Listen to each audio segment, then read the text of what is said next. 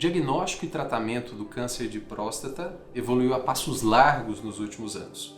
E os estudos apresentados no último Congresso americano são uma constatação dessa realidade.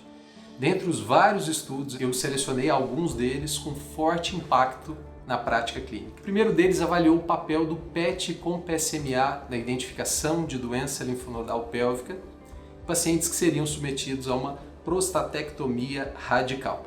Basicamente, o que esse estudo mostrou foi uma alta acurácia na identificação de doença linfonodal pélvica com o uso dessa ferramenta. Em termos de especificidade, 95%, valor preditivo positivo, 75%. E um dado muito relevante, que a maioria absoluta, 87% dos pacientes verdadeiramente positivos, eles tiveram uma recorrência bioquímica após a prostatectomia radical. Um dado extremamente interessante do grupo do SWOG identificou células tumorais circulantes como um potencial biomarcador de resposta em termos de PSA e resposta em termos de avaliação radiológica. Por meio de um exame simples, uma mera coleta de exame de sangue, é possível discriminar quem são os pacientes que vão responder mais ao bloqueio hormonal, quem são os pacientes que não vão precisar realmente de uma intensificação e de novas modalidades de tratamento. E por fim, eu destaco o papel teranóstico do lutécio, agora em pacientes com câncer de próstata resistente à castração que haviam falhado a docetaxel.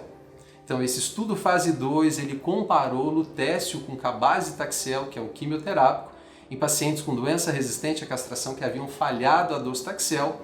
Em relação ao endpoint primário do estudo, taxa de resposta por PSA acima de 50%, 66% de taxa de resposta com lutécio, 37% de taxa de resposta com cabazitaxel, um perfil de eventos adversos favorecendo o lutécio. Esse estudo coloca de uma vez por todas o lutécio como mais uma opção nesse cenário tão complexo de pacientes com câncer de próstata resistente à castração. Hoje eu vou comentar sobre 3 trabalhos. Um deles é o Javelin Bladder, que avaliou uma droga chamada Avelumab, que é um tipo de imunoterapia que já é utilizada para pacientes de câncer de bexiga e foi estudada num cenário mais precoce, nos pacientes que já tinham terminado o tratamento quimioterápico e não tinham apresentado piora da doença e foram sorteados para fazer manutenção com o Avelumab ou o grupo controle que seguiu o acompanhamento habitual.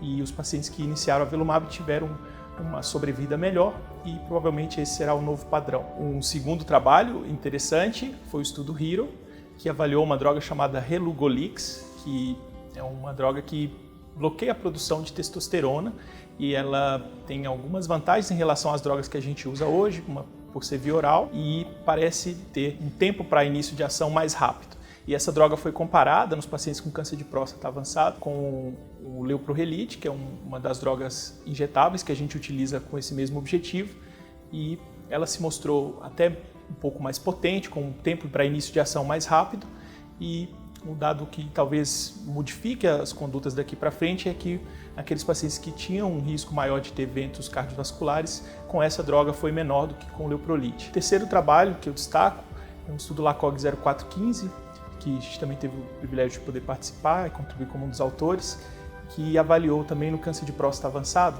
uma estratégia de tratamento sem o bloqueio da produção de testosterona, apenas bloqueando os receptores com drogas mais novas e potentes. Nesses dados preliminares, um estudo pequeno ainda, a gente mostrou que a eficácia é semelhante ao que a gente vê com as drogas habitualmente utilizadas com bloqueio da produção de testosterona.